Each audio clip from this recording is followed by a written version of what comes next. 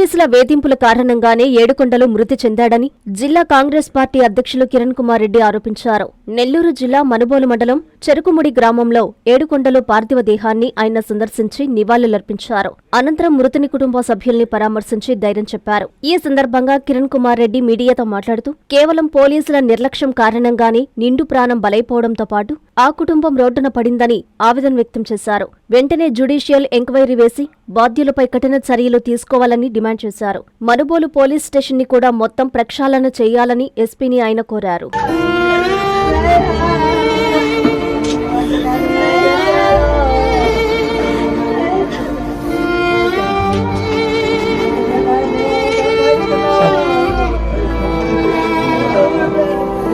నెల్లూరు జిల్లాలో మనుబోలు మండలంలో ఒక చెరుకుముడి గ్రామంలో ఏడుకొండలు అనేటటువంటి వ్యక్తి పోలీసులు పెట్టినటువంటి టార్చర్ తట్టుకోలేక అతను నేను ఆత్మహత్య చేసుకున్నానని తెలిసి చెప్పినా కూడా వినకుండా పోలీసులు అతన్ని ఒక ప్రైవేటు ఇద్దరు కానిస్టేబుల్ వచ్చి ఒక కారులో తీసుకెళ్తూ మార్గ మధ్యంలో చనిపోవడం జరిగింది అనేటటువంటి మాట వాస్తవం.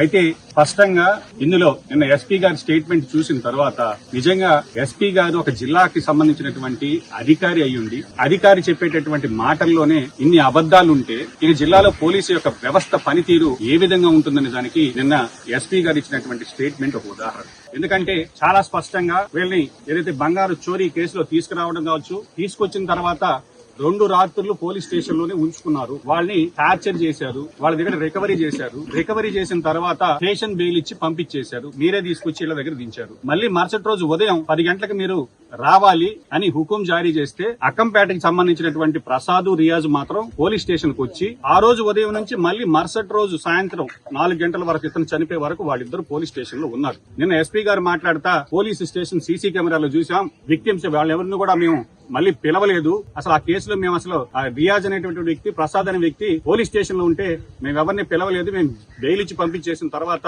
సంబంధం లేదు.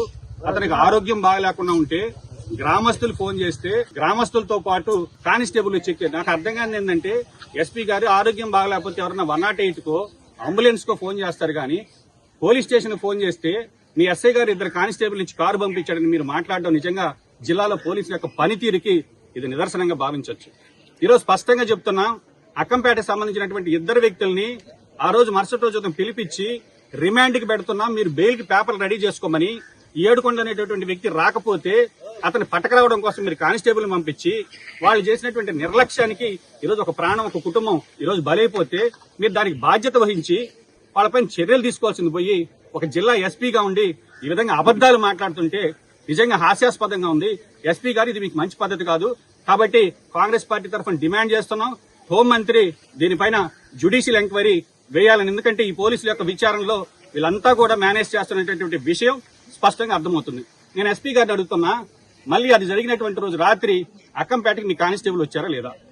రియాజ్ అనేటటువంటి వ్యక్తితో ఎస్ఐతో మాట్లాడించి బేరసారాలు కుదుర్చుకుని అతని దగ్గర స్టేట్మెంట్లు అంతా మార్చుకుని మళ్ళీ అతను తీసుకొచ్చి మునుబోలు పోలీస్ స్టేషన్ లో పెడతామని చెప్పి తీసుకెళ్లి వెంకటాచలం పోలీస్ స్టేషన్ లో పెట్టి మళ్ళీ నిన్న రాత్రి 10 గంటలకి జామీన్ సంతకం తీసుకుని. నేను అడుగుతున్న ఎస్పీ గారిని, మీ పోలీసుల్లో తప్పు లేకపోతే మీరు ఈ రోజు రియాజ్ దగ్గర మళ్ళీ రాత్రికి ఇంటికి పంపించి స్టేట్మెంట్లు మార్చుకోవడం, మళ్ళీ అతను తీసుకెళ్లి వెంకటాచలం పోలీస్ స్టేషన్ లో పెట్టుకోవడం, ఇవన్నీ చేస్తూ తప్పుల మీద తప్పులు చేస్తూ ఈ రోజు మేము డిమాండ్ చేసేది జరిగిపోయినటువంటి వ్యక్తి కుటుంబాన్ని ఈ రోజు ప్రభుత్వం ఆదుకోవాలి.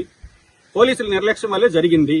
దానికి మీరు నైతిక బాధ్యత వహించి వాళ్ళపైన చర్యలు తీసుకోండి. ఆ కుటుంబానికి న్యాయం చేయమని అడుగుతుంటే అది కాస్త తప్పుదారి పట్టించే దానికోసం జిల్లా ఎస్పీ గారు ఈ విధంగా ప్రవర్తించడం అనేది మంచిది కాదు. కాబట్టి కాంగ్రెస్ పార్టీ తరఫున స్పష్టంగా ఎస్పీ గారిని డిమాండ్ చేస్తున్నాం. దీని మీద పూర్తిగా జ్యుడిషియల్ ఎంక్వైరీ చేయాల్సిందే. పోలీసులు దీన్ని నీరుగార్చేటటువంటి పరిస్థితి ఉంది. ఆ కుటుంబానికి న్యాయం చేయాలి.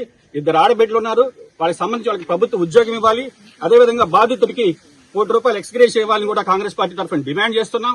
ఈ మొత్తం వ్యవహారంలో ఏదైతే రాజకీయ రంగు పులుముకొని దీన్ని రాజకీయాలకు వాడుకుంటున్నారు కాబట్టి పోలీసులు మేము స్పష్టంగా జ్యుడిషియల్ ఎంక్వైరీ చేసి బాధ్యులపైన చర్యలు తీసుకోవాలి. ఆ ఎస్ఐని ముందు విధుల నుంచి తొలగించాలని స్పష్టంగా డిమాండ్ చేస్తున్నాం.